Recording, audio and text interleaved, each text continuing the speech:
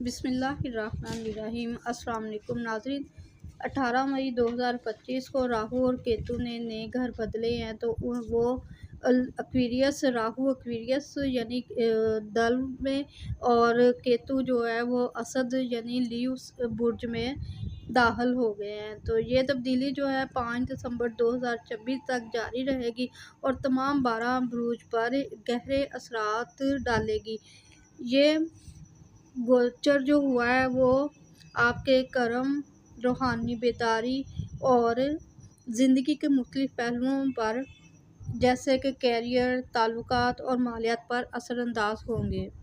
सबसे पहले शुरू करते हैं हुमल यानी एरीज से। राहु 11वें घर में दाखिल हो रहा है, जो माली फ़वाइद, हासियात की तकमील और समाजी नेटवर्क की तोसी का इशारा देता है। केतु 5वें घर में एरीज वालों के, तो जो मोहब्बत के मामलात में जज्बाती दूरी और तख्लीकी तवानाई में कमी का सबब बन सकता है। अब हमारा अगला बुर्ज है सौर यानी टॉरस। टॉरस वालों के ये 10वें घर में राहु आया है और यहाँ पर गैर मुतवक्का तब्दीलियाँ और अवामी शनाख्त में इजाफा मुमकिन हो रहा है आपके लिए। केतु क्योंकि आपके 4थे घर में है, तो घरेलू ज़िंदगी में तनाव और जज्बाती अदम इस्तेहकाम का इशारा देता है। हमारा तीसरा बुर्ज जेमिनी यानी जोज़ा वालों के ये 9वें घर में आला तलीम, सफ़र और रूहानी बेदारी के मौके मिलेंगे इन्हें। और केतु क्योंकि तीसरे घर में आया है, तो बहन भाइयों के साथ ताल्लुकात में सर्द मोहरी और खुद एतमादी में कमी का सबब बन सकता है। सरतान वालों के लिए राहु 8वें घर में आया है और अचानक इन्हें माली फ़ायदे हो सकते हैं, नुकसानात और रूहानी तब्दीलियों का इम्कान है। केतु दूसरे घर में है, तो माली मामलात और ख़ानदानी ताल्लुकात में चैलेंजेस पेश आ सकते हैं। 5वां बुर्ज हमारा लीव यानी असद है, तो असद वालों के राहु 7वें घर में आया है, शराकत दारियों और अज़दवाजी ज़िंदगी में गैर मुतवक्का तब्दीलियाँ ला सकता है। केतु घर नंबर 1 में है, तो खुदी और शनाख्त के मसाइल पैदा हो सकते हैं।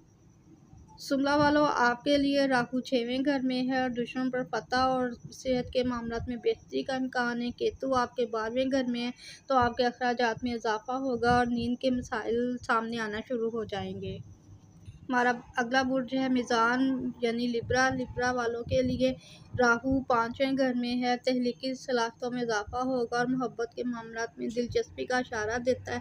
केतु आपके 11वें घर में है, माली फ़वाइद में कमी और समाजी ताल्लुकात में सर्दमोहरी का सबब बन सकता है। हमारा अगला बुर्ज है अकरब यानी स्कॉर्पियो वालों के लिए राहु 8वें घर में घरेलू ज़िंदगी में तब्दीलियाँ और जायदाद के मामलात में दिलचस्पी का इम्कान है।